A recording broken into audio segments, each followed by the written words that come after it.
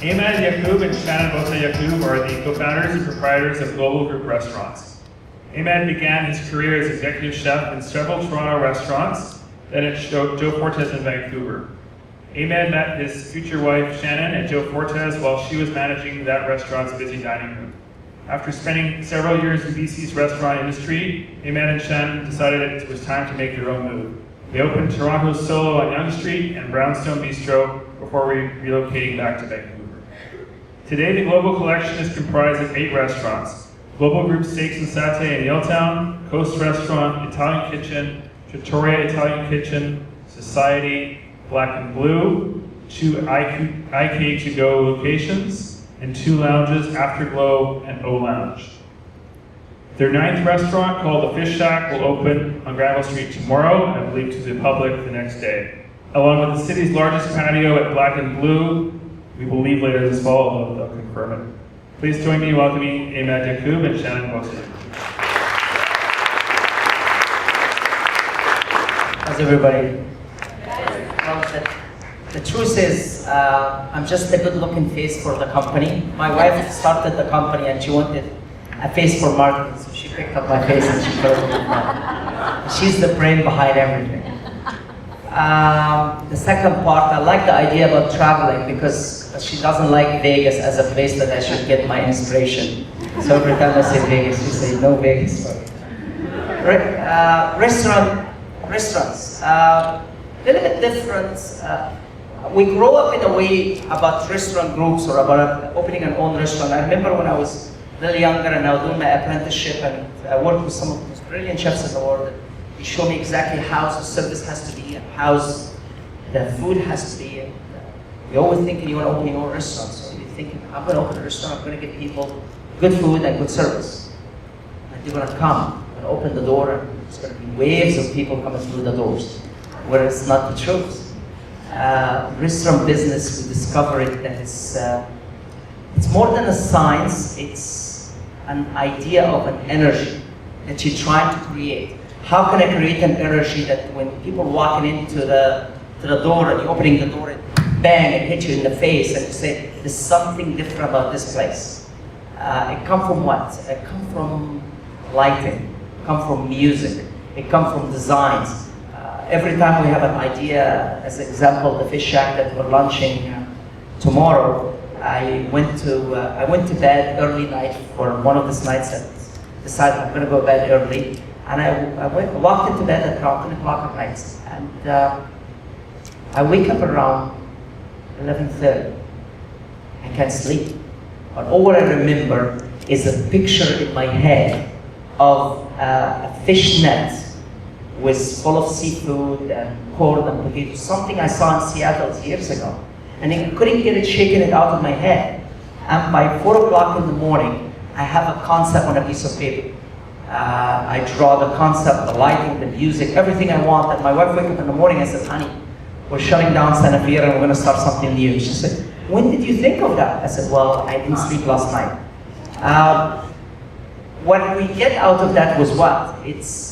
When we start thinking of how we're going to open a restaurant, we started thinking of how the customer is going to feel inside the restaurant.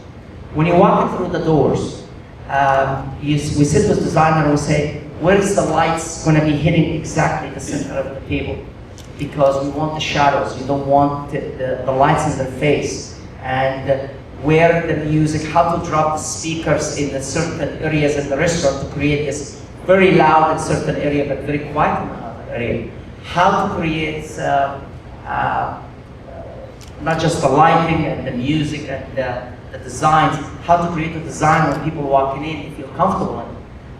Designers, when you sit with your designer, they're always talking about this new chair that it's unbelievable, it costs like $1,000. And the first question I always ask my designer, I say, can you sit in this chair 10 years from now and it will feel as comfortable as the day you sit in? Because when you design a restaurant, you want it to design, you want it to fit the concept. So I'll give you a simple example of Coast. If anybody been in Coast, you walk into a Coast and you see this mosaic floor. Well, we sat with our designers and we said to them, I wanted the place to feel like 50 years old. Like this has been sitting there for years and years and years. And you walked in through the restaurant and then you said, how long this restaurant has been open? Oh, it's only been open for a year or two. Mosaic floor was perfect for it. So from the timing that we take over on a project until you guys see it, we try to make it a package that makes everybody comfortable for it. And then I turn around and I pass it to my wife, because then she's talking about how to market this package and come up with it. And then it's her job to make sure that everybody knows about it. So I'm going to pass this to my beautiful wife, and she's going to be talking to you about marketing. Go ahead. You changed the topic on me. Anyways, Emad takes care of more of the operations of the company, and like you said, it sort of starts as a concept, and then it gets passed on to my department. But you changed the concept, or the topic. So anyways, what I had prepared to talk about, or what we had initially discussed to talk about, was the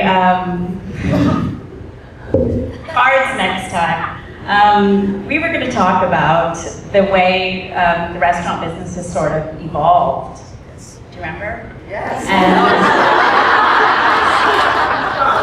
And so, I'll start with my story. You get two different talks tonight. So we were going to talk about the way sort of the restaurant business has evolved, and how customers have evolved and expectations. So I can recall back when we first started out about 12 years ago, and really the only interaction you'd have with your guest was when they were actually sitting there in your restaurant, and that was your marketing. We were our marketing at the time in terms of being actual physical beings standing at the door and talking about our concept and our passion and what we did, and really sort of being that person who sold the concept and sold the brand and sold the product.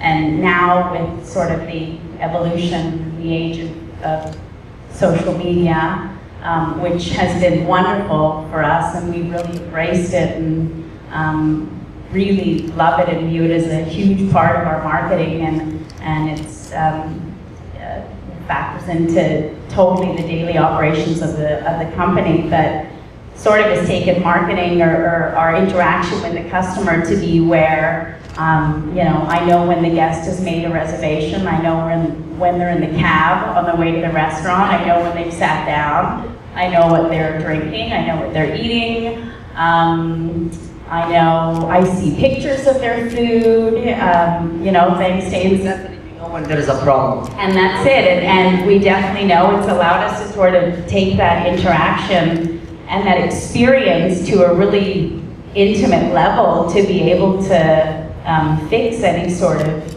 issue on the spot. It takes obviously a little bit of legwork when you've got one guest and an avatar that big in a restaurant with 400 people on a Saturday night, and I'm on the phone with the manager saying, okay, try and find this person, but we need to fix this. So do it, find them. I will get as much information as I can for you, but you know, we need to fix this. So that sort of evolution and change has been very positive. It's allowed us to have a really sort of intimate relationship with our customers. But the next thing I want to say totally just to summarize what we were going to say. That's what I said. She wasn't listening to me. what we're trying to say is restaurants from the old days used to be boring. Used to be listen to classic music in the back, and you don't hear the chef screaming in the kitchen because the doors are closed and he's not allowed to walk to the dining room. And I remember when I was a chef, the owner used to run and close the kitchen door because he doesn't want to hear the screaming that coming out of the kitchen out to the dining room. The first thing we did when we opened our first restaurant, we have an open kitchen. Let the customer hear the plates are falling off and cracking, and the pans that slamming on the stoves and the screaming in the kitchen, because it's part of the experience, it's part of the energy. And this is the things that restaurant business changed. The energy of the restaurant business changed. When it comes to food and beverage, I'm sure everybody knows here that Vancouver have not just some of the best food and beverage in the world. It is. I walking into small places and big places, and the competition is amazing. The food is amazing. The service is amazing.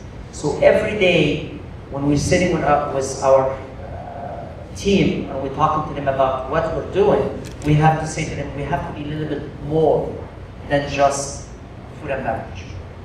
We have to add the full experience. This is what she's talking about trying to find somebody on a Saturday night when I have 1.5 hour waiting list with the lineup on the door, and we're trying to find this person that said that he didn't like his glass of wine. And he tried to get with the manager, said, okay, check the section upstairs. He said that, she said she doesn't like her, run around and find out who's the last person that got just a glass of wine that dropped in front of him. All these little small things that we do, it's to create that experience. And one day we're gonna stop, and then we're gonna enjoy our life. Thank you so much. Bye.